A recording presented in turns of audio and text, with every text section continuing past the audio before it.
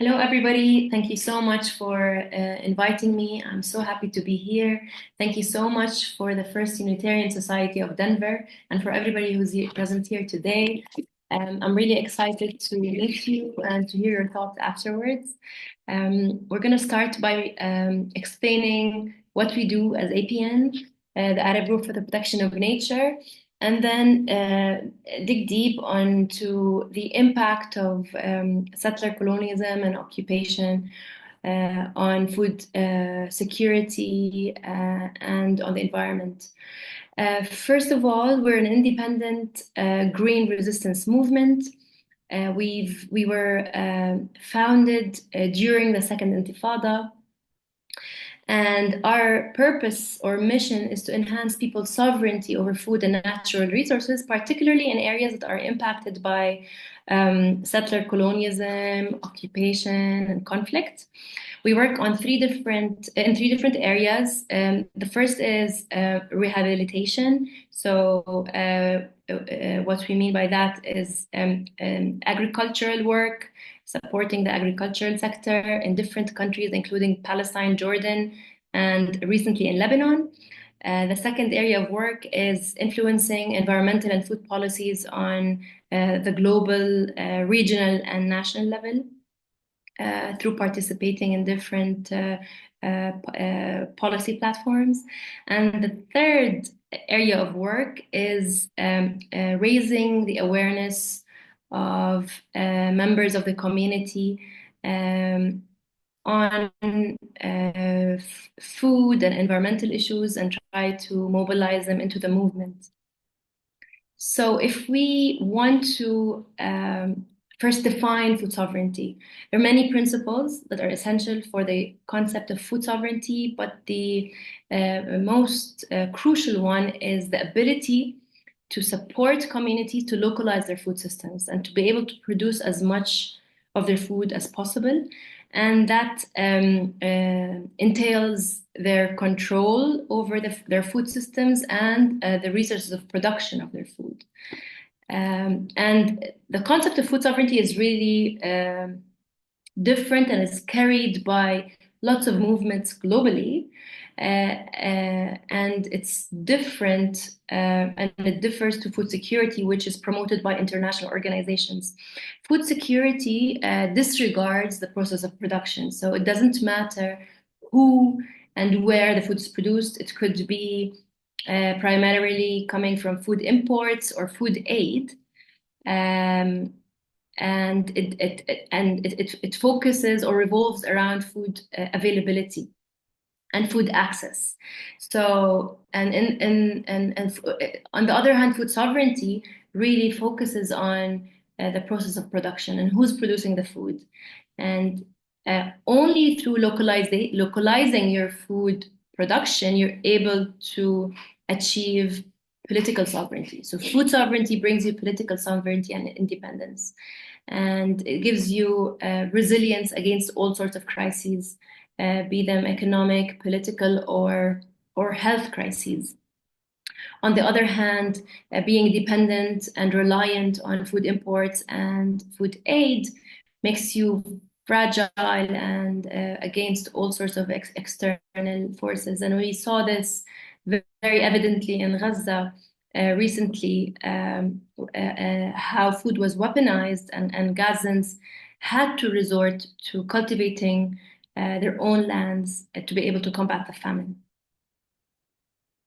So when we speak about food sovereignty in the context of settler colonialism, there are two famous Zionist myths that we are all aware of. One is, Palestine is a land without a people for a people without a land.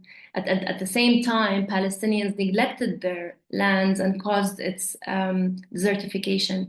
And these two myths are actually contradictory and they're inaccurate. And the inaccuracy of these myths is evident by the trees of Palestine. So trees are very powerful narrators of Palestine's long heritage, agricultural heritage, and 90% of the olive groves in Palestine are older than the state of Israel, and some of them they go back to 5,000 years. And it was not only the olives. Palestine was advanced in different crops. It was at some point self-sufficient with its wheat, and it dominated 23% of the global orange market in 1939. Many studies have shown that the majority of Israeli attacks on the Palestinian sectors were targeted at agriculture. And 70% of these attacks are on trees. And we were able to account for 3 million trees that have been destroyed, burned, or uprooted in only 14 years. So from the year 2000 until the year 2014. And this was actually the trigger of our movement, but I'll come to that later. But why is Israel doing this? So one is to very simply erase Palestine's long heritage, and the second one would be expanding the colonial infrastructure of Israel on Palestinian lands. So the different settlements, the checkpoints regimes, the many different aspects of the colonial infrastructure. A third is to hit and harm the most important economic sector for Palestinians, which is agriculture, but mainly also the olive sector, which around 100,000 families rely on as their main source of income. And we could argue that every family in Palestine relies either directly or indirectly on agriculture. The fourth reason would be the weaponization of food. And that's a very clear way to displace Palestinians, to make them hungry.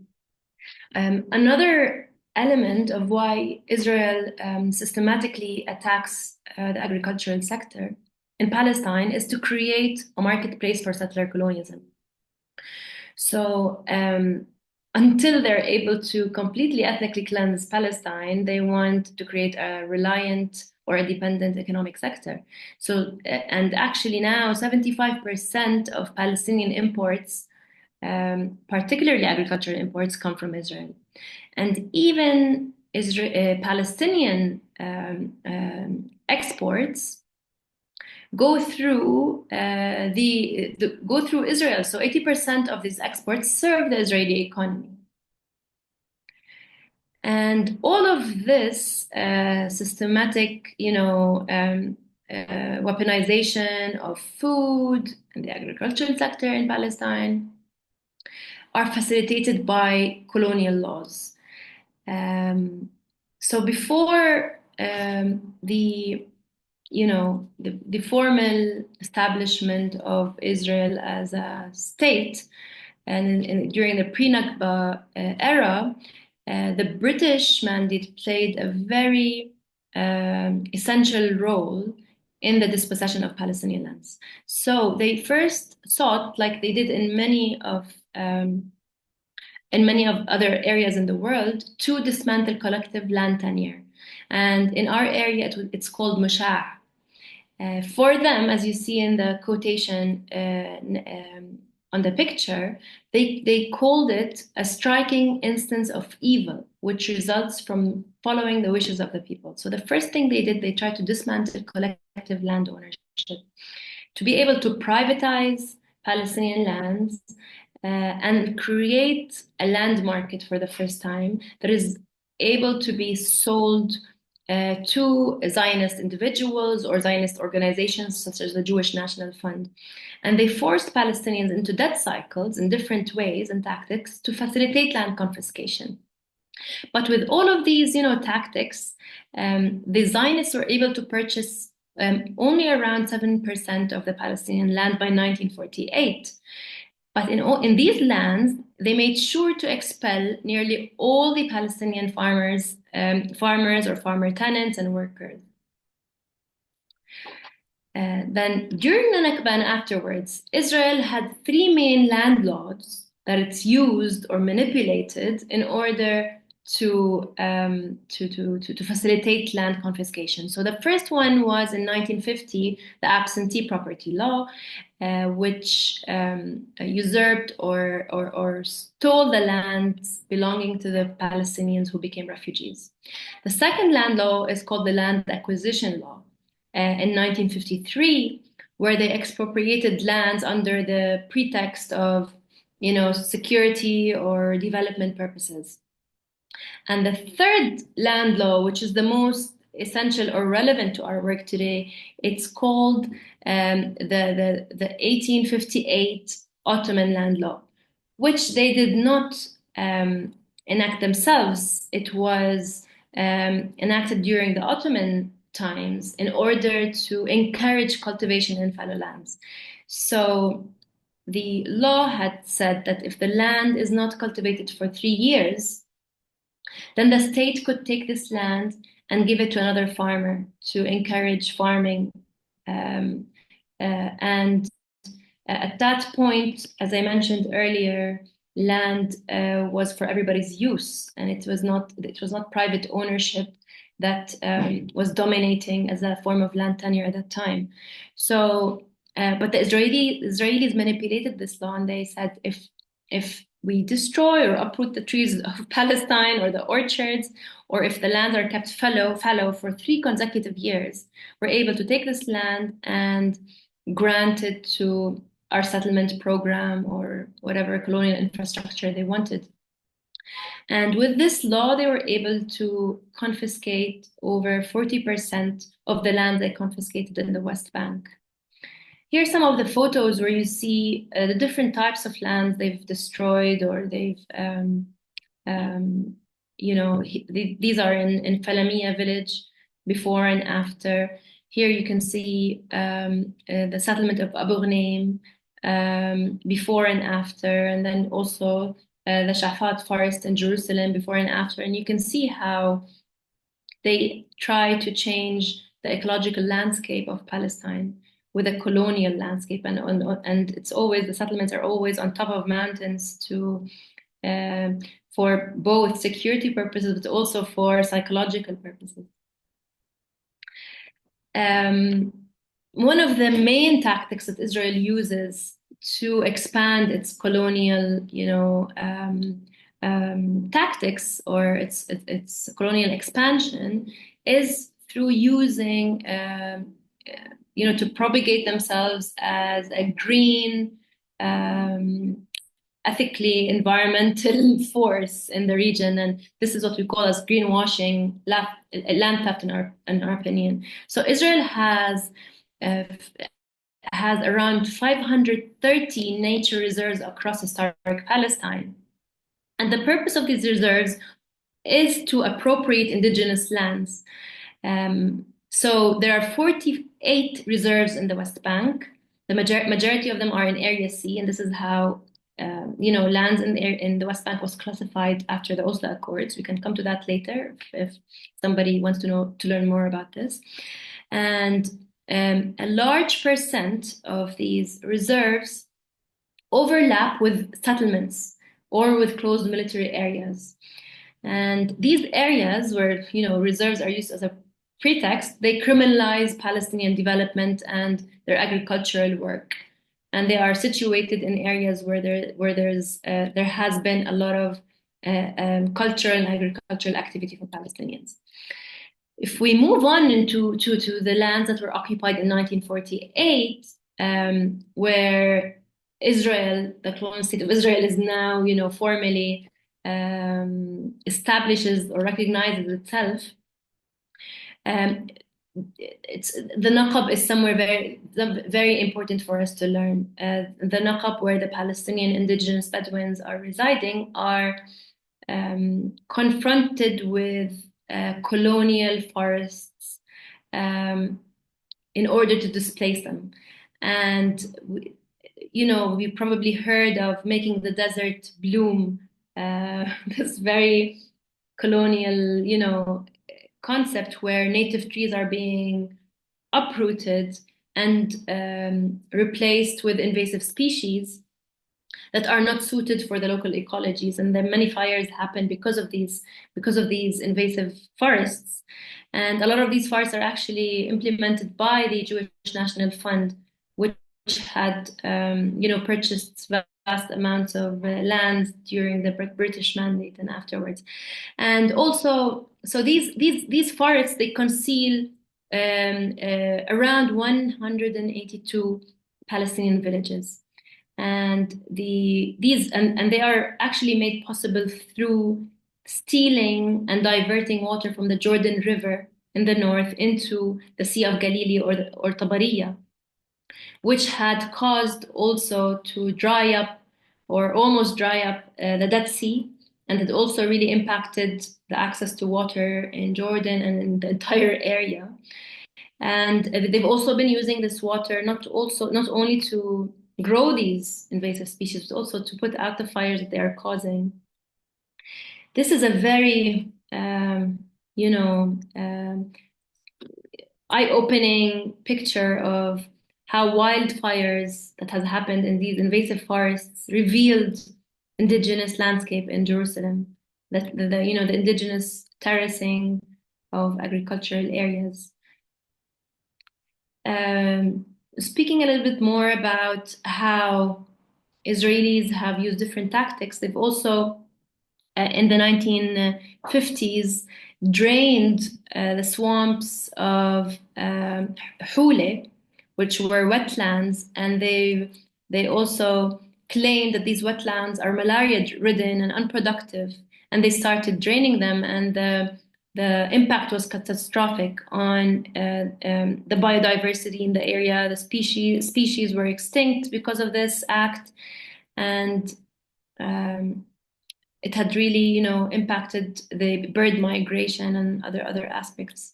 So, and also this impact of Israel settler colonialism is not only in Palestine, in the West Bank and Gaza and the 1948 lands, or even on Jordan and Lebanon because of the water, but also in Julan.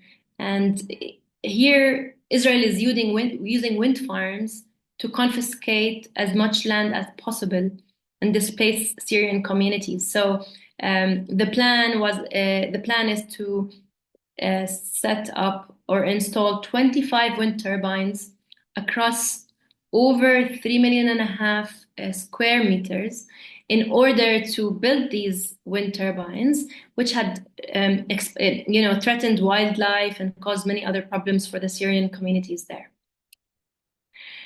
It's very important to always confront the Israeli narrative that Israel is, environmentally ethical or advanced, agriculturally advanced, and also to look at how these, how these claims are institutionally supported. So recently there has been, a marriage between Israeli military and agricultural tech companies and even academia to try to use military equipment in precision agriculture.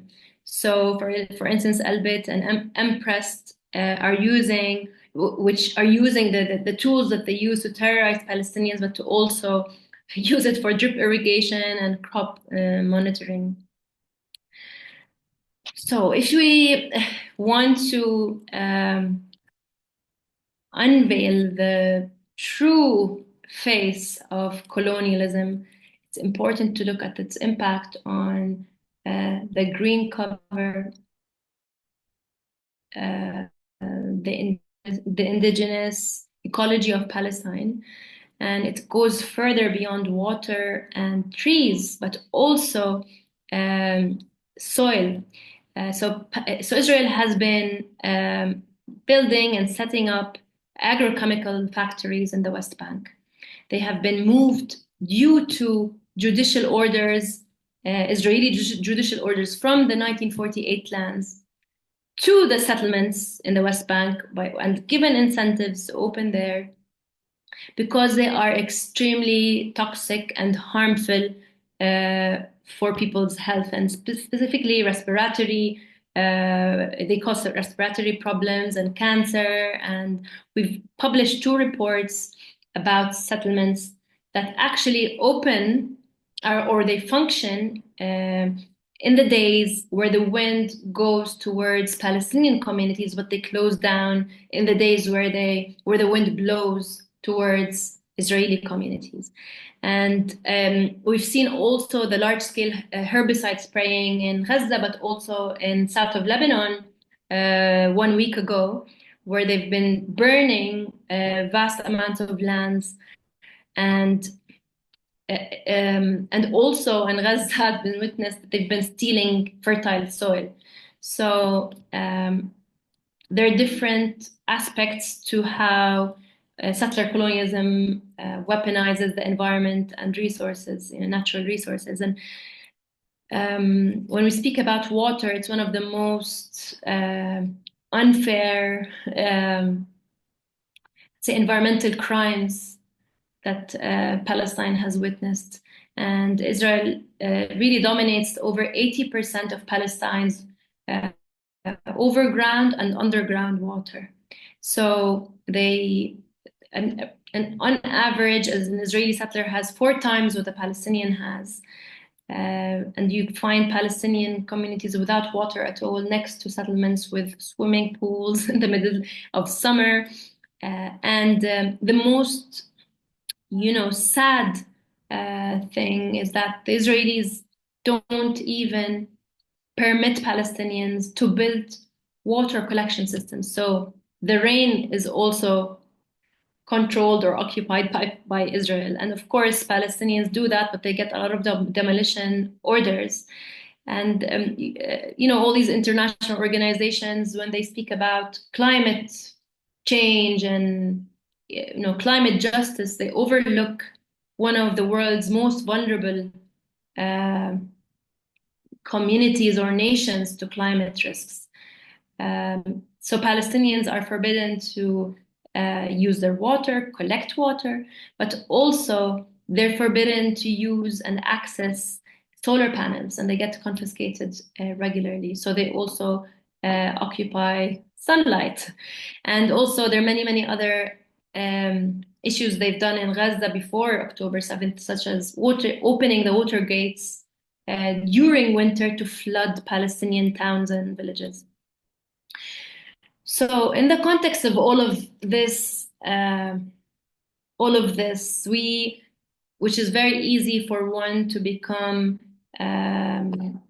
let's say, to lose hope, we could not lose hope like any other Palestinian. And so we started this movement, and this is how we resist. So in the year 2000, we initiated the Million Tree Campaign under the slogan, "They uproot one, we plant 10." And we have since then planted 3 million trees, and we've last month announced the initiation of our 4th million fruit tree across Palestine. And you can see here the diagram or the logo of our campaign, where old indigenous trees and even trees generally are connected physically and socially, economically, morally, culturally to the existence of Palestinians in their lands. So when the Israelis uproot these trees, they aim to uproot these communities. And when we plant them back, we are rooting Palestinians back into their lands. And we plant those trees in all the areas that are threatened by confiscation, in Area C, which many of the other organizations neglect. And we do it in partnership with farmers. We've planted with over 30,000 Palestinian farmers in the entirety of Palestine, even in historic Palestine. And here you can see the different activities we've done within this program. So it's not only fruit-bearing trees, but also the building of water collection wells. We've built over 94 wells in Palestine. We've distributed seeds, birds, beehives, fishing nets, anything that is tied to the food sovereignty of the Palestinian people. Here's some of the pictures from different areas, such as Ariha, Al Khalil, Beit Lahem, Tur Karim, and Qalqilya. Some of the fruits from our campaigns. These are some of the pictures, very old pictures from our work in Palestine, where it shows you how planting in Palestine is resistant. These are the different cities we've planted in, and you could see that in Gaza we've planted around 500,000 fruit trees before October 2023. So moving on to Gaza. So in Gaza, apart from those trees that we've planted, every time Israel launches a very destructive war on Gaza, it targets the agricultural sector and all food production sites. And we come in to try to revive these. And we did that in comprehensive projects in 2006, 2009, 2014, and 2021. And we intervene with all of the different inputs I've mentioned before. So seeds, seedlings, greenhouses, inputs for the fishing sector, for poultry farms, and this time was not different, but I will come to that. But let's speak a bit about the weaponization of food in Gaza prior to this war. This weaponization of food and agriculture, as I've mentioned before, has started with the creation and even before the creation of the settler colonial state. But in Gaza, before this war, it had witnessed 17 years of brutal sanctions. It had turned Gaza into a concentration camp, restricting access to land, water, to its seawater, its land, food, and imports. And Israel in 2008, when it started these sanctions, put a calorie counter on the border to make sure that the minimum calorie intake is going in. But as you see this quotation by an Israeli politician, where he says, we have to make them as Palestinians much thinner, but not enough to die. The idea being to put the Palestinians on a diet. And to do this, with the sanctions, they started several invasions every 1 or 2 years in order to destroy the food system in Palestine. And before October, 65% of the population was food insecure. But the tactic had changed. If during the sanctions, the purpose was to subjugate the Palestinians and to try to punish them. During the genocide, the purpose was to ethnically cleanse Palestine and to basically kill Palestinians and displace them from their lands. There was a systematic attack on humanitarian work, complete closure of the borders. They destroyed 80% of the agricultural sector, 70% of the water infrastructure. The first thing they targeted was also water treatment plants, solar energy supplies, waste management systems. And this had a huge impact on food security levels. So currently 91% of Palestinians are in acute food crisis or worse. And many of them are actually in famine. Despite a lot of the hesitance of international organizations to announce famine in Gaza, at some points there was famine in Gaza. And for a lot of the majority of the time, the most impacted were children and lactating women, with 90 to 95% suffering from severe food poverty. And the problems with the problem with food poverty for pregnant and lactating women and children is that the impact is drastic on child growth on the long run. Another issue and concept that we are really keen on um, raising awareness on is ecocide and the importance of pushing for the recognition of ecocide as a war crime and a crime against humanity. And there's a lot of work now by Palestinian and international civil society to look at the impact of Israel's genocide on the environment. Israel has dropped 100 tons of bombs on Gaza since October 23, and that's 7 times or nearly 7 times the firepower of Hiroshima.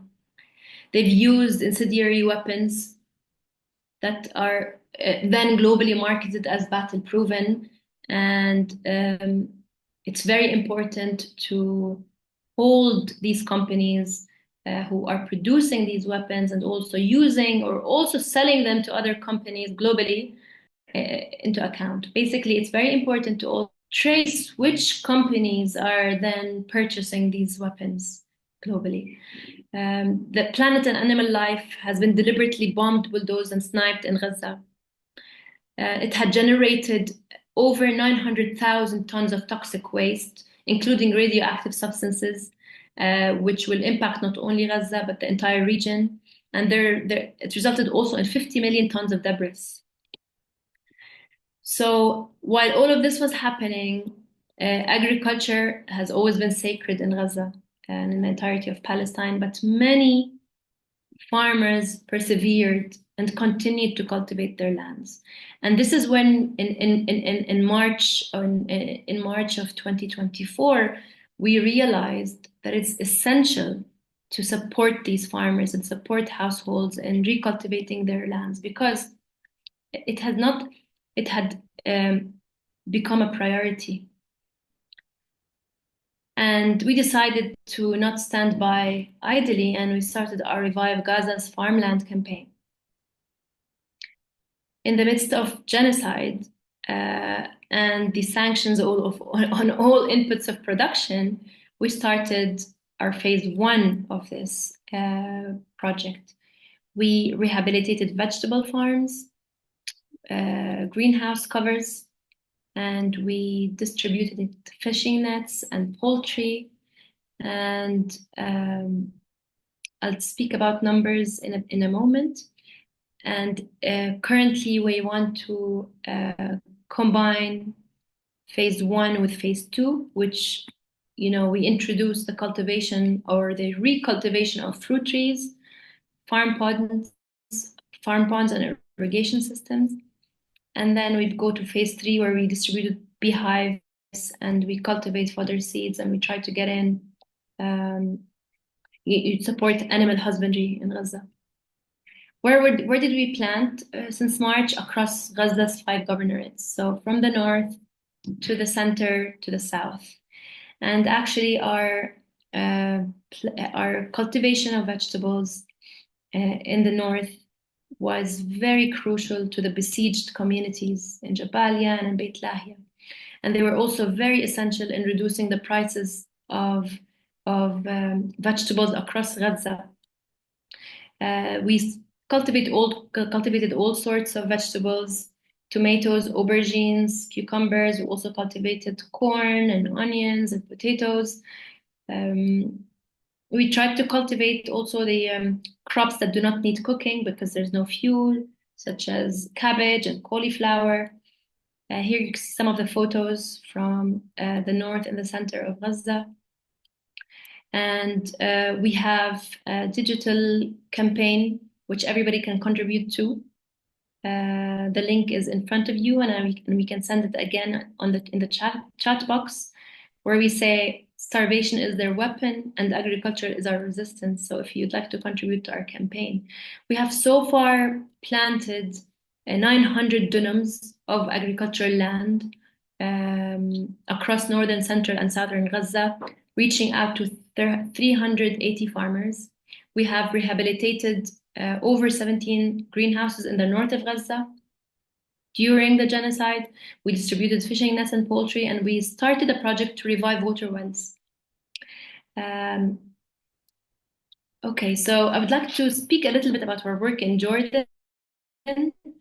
Um, so we have a program called the Green Caravan in Jordan, and people do not assume that there's an impact of, let's say, neo-colonialism and settler colonialism on Jordan, which is a neighboring country for Palestine. Um, our program targets agricultural areas in Jordan, particularly in the Jordan Valley. And this is a country that used to cultivate most of its food needs in the 1950s into a country that imports over 95% of its food intake. And there are different reasons of why Jordan has turned into a huge market for foreign produce, but also so reliant on food aid, especially as it borders Israel. But why has this happened? There's so many reasons. A lot of people speak about the natural causes, environmental factors. But in reality, we'd like to look at two aspects. One is, of course, the unsustainable agricultural practices, such as overgrazing and the lack of protection of agricultural lands. But the other issue is what we call neo-colonization through international financial institutions such as the World Bank, the IMF, and the World Trade Organization. These organizations have given Jordan loans in the 1980s tied to very strict and harsh conditions on the agricultural sector. So they pushed for the reducing the state budget on agriculture, support of small farmers for inputs. They abolished the customs and pushed for privatization. And they've also liberalized the land sector entirely. So they liberalized land prices, they pushed for land speculation. And the problem there is that small farmers could no longer access the land market. The prices were so high, higher than the production value. These financial institutions have also liberalized interest rates on loans, forcing farmers into debt and later, them losing their lands. And they abolished the size of the cap on the sizes of land holdings. The impact of that is that most of the agricultural lands are within the hands of big landlords who are cultivating for export and not for feeding Jordan, keeping Jordan in the cycle of food dependency and aid dependency. So here APN came in and to try to support those small farmers. And it was evident for us that Jordan was meant to keep away from agriculture. So it can, lose its political sovereignty and also not to compete with Israel for land or water resources. So we started this campaign to cultivate these agricultural lands for small farmers who speak like Palestinian farmers. They feel that they are on the front line against settler colonialism, Israeli settler colonialism. And you can see here the pictures of before and after in Jordan, where we support farmers with all different sorts of inputs. And not a lot of people know that in Jordan, Israel launches or instigates wars every 1 or 2 years in Jordanian farmland, burning hundreds of dunams in order to displace Jordanian farmers. And this is one of the biggest campaigns we did in Jordan, where we replanted the lands, the Jordanian farms. We've planted around 234,000 fruit trees in Jordan, among other activities. So whilst understanding and recognizing the importance of agriculture on the field, it was really important for us to be present in international policy platforms in order to counter the colonial narrative, in order to expose the environmental and food violations that are being practiced under settler colonialism. And we got accreditations from many UN organizations, and we also built a lot of solidarity networks globally. And that was really important for us to expose what's happening in Palestine and to also support other similar causes globally. These are the different platforms we spoke about, and most of the times we are the only party or organization that is bringing spotlights onto what Israel is doing at the moment. We are very proud that we do not depend on foreign state funding, which keeps us independent. So most of our resources are local and regional, or individuals who would want to support us anywhere from any person in the world, but it keeps us independent. And we give a lot of lectures in schools and universities to enhance awareness on these issues that classical educational systems do not cover. So what can we do together? Of course, first would be to focus our efforts on agricultural restoration and food sovereignty with tangible action. And always look at the root causes of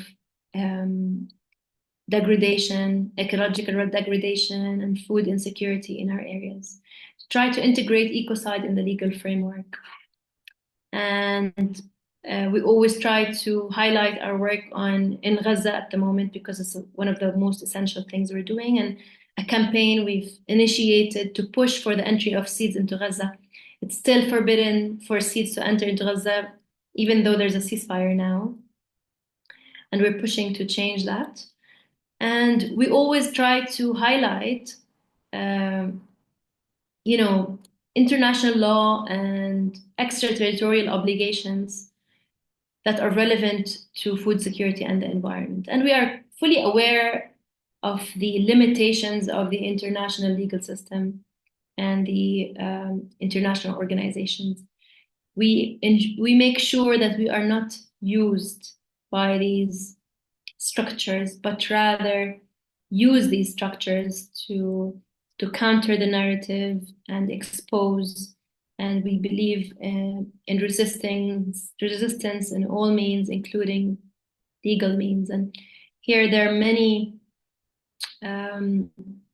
articles in international law that prohibit using warfare methods to cause severe damage to the natural environment, to objects that are essential for civilian survival, and also using the natural environment as a way to punish and collectively punish communities. So here I would end my presentation. I hope I didn't take too long. It was and I'd like to listen to your thoughts and your questions. Thank you so much.